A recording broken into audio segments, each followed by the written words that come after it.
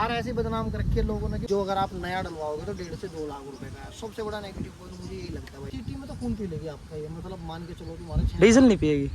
Diesel नहीं पिएगी भाई। अच्छा, खून पिएगी? खून पिएगी। डीजल तो क्या है इसमें, तुम टैंक तो दोस्तों, मेरा नाम है भाई अमित कौशिक और ये है भाई महिंद्रा की थार। और आज हम बात करने वाले हैं भाई इसके रखने में कितना खर्चा है। इसकी भाई 12,000 चल चुकी है ये गाड़ी, और इसकी सर्विस वगैरह में कितना खर्चा आता है, कितने इसके नेगेटिव पॉइंट और कितने पॉजिटिव पॉइंट है। भाई लोग बोलते हैं भाई महिंद्रा की थार लेने में सो आसान है, पर महिंद्रा की थार लेने में ज्यादा खर्चा तो नहीं आता, पर इसको जो मेंटेन करते हैं ना उसमें ज्यादा खर्चा आ जाता है भाई। और आज हम चलते हैं भाई इसके ओनर की तरफ, जो कि भाई ये खड़े रवि भाई। क्या हाल है रवि भाई? बढ़िया भाई। भाई आपने गाड़ी लिए कितने दिन हो गए? भाई 1 साल से ज्यादा हो गया गाड़ी को। भाई इसमें खर्चा वगैरह कितना हो जाता है, जैसे सर्विस वगैरह में? भाई मैंने ना इसकी 2 सर्विस करा ली। एक तो सबसे पहले होती है 1000 किलोमीटर वाली, वो तो फ्री थी, उसमें तो भाई मेरा कोई भी खर्चा नहीं आया था। मतलब वो ज़्यादा मेजर सर्विस नहीं होती उसमें भाई, तुम्हारा फिल्टर वगैरह क्लीन कर देंगे, और अगर इसमें कूलेंट वगैरह की कमी है तो वो कूलेंट डाल देंगे थोड़ा बहुत, उसका कोई चार्ज नहीं करते, टॉप अप करके दे देते हैं आपको। दूसरी सर्विस होती है फिर इसकी 10,000 किलोमीटर पे की 10,000 वाली सर्विस कराई थी, तब मेरा भाई खर्चा आया था इसमें अपना 6,200 कुछ रुपये का, मतलब 6200 रुपये लगा दो, जिसमें इसमें एड ब्लू भी डलवाया था मैंने 2 बाल्टी। और भाई इसके जैसे पॉजिटिव पॉइंट वगैरह? हाँ वो तो भाई अभी बात कर लेते हैं। देखो यार पता क्या है, जैसे ये गाड़ी में इससे ज़्यादा भी इसमें ऐसा नहीं है कि सर्विस पे खर्चा आता है। इस गाड़ी के अंदर और भी बहुत सारे खर्चे हैं भाई। कि देखो अगर आप अपनी गाड़ी को चला रहे हो, आप सबको पता है यार गाड़ी कहीं से लगती भी है, फूटती भी है, टूटती भी है। तो सबसे चीज़ है ना, मेंटेनेंस सर्विस का नहीं देखा जाता कभी भी।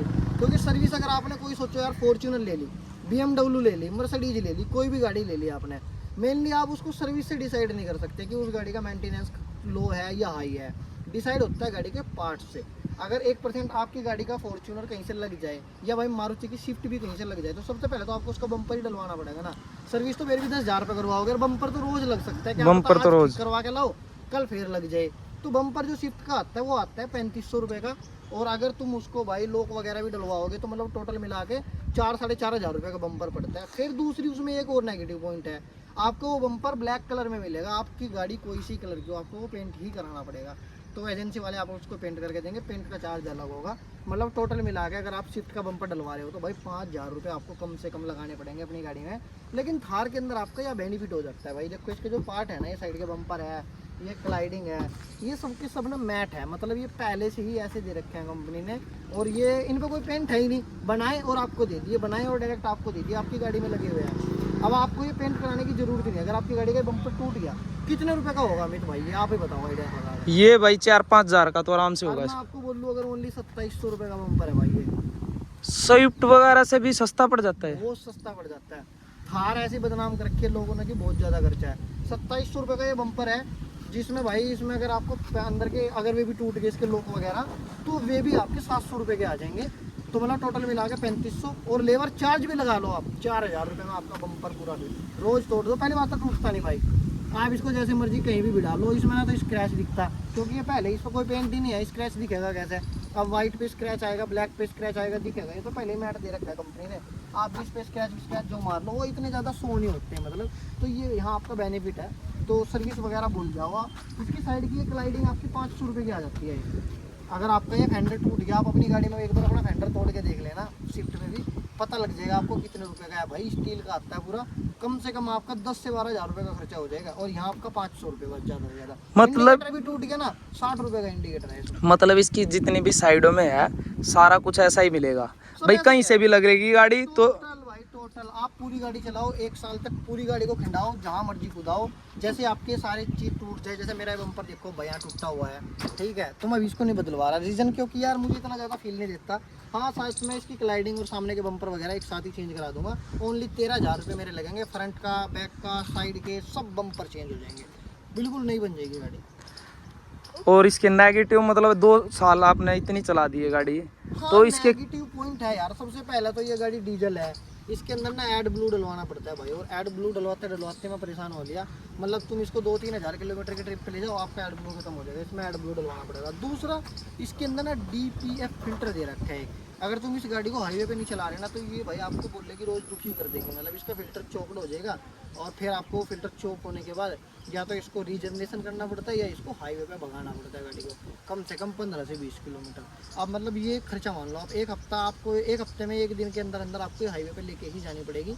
नहीं लेके जाओगे तो इसका फिल्टर खराब हो जाएगा, जो अगर आप नया डलवाओगे तो 1.5 से 2 लाख रुपए का है। सबसे बड़ा नेगेटिव पॉइंट मुझे यही लगता है भाई इस गाड़ी का।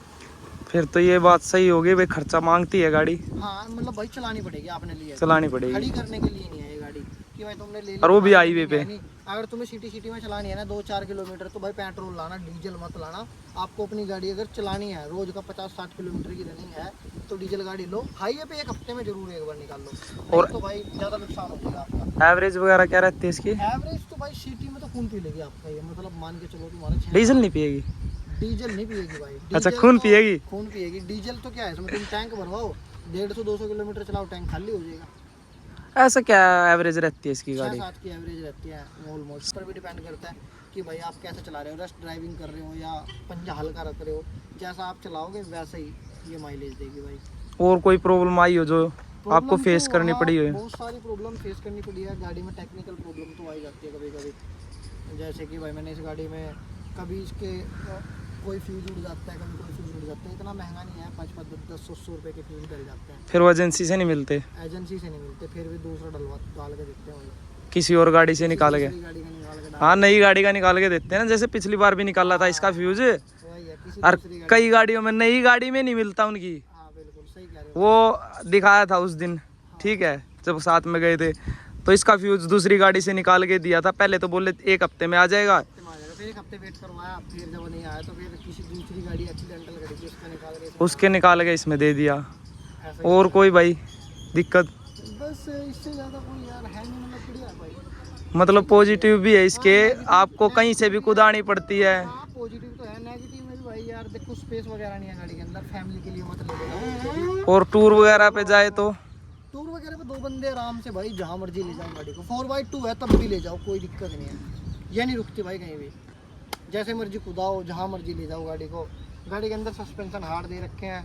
ये गाड़ी वो भी नहीं है कि तुम इसे हाईवे पे 150-200 की स्पीड से भगाओगे। ये गाड़ी तो भाई 70-80 की स्पीड से मैक्सिमम चलने वाली गाड़ी है। मैक्सिमम 90 तक ही जा सकती है। 90 पे भी भाई रिस्क है, मतलब अगर तुम इधर से उधर कट मारोगे ना तो 90 पे भी हिल जाती है पूरी गाड़ी। बॉडी रोल बहुत ज़्यादा है।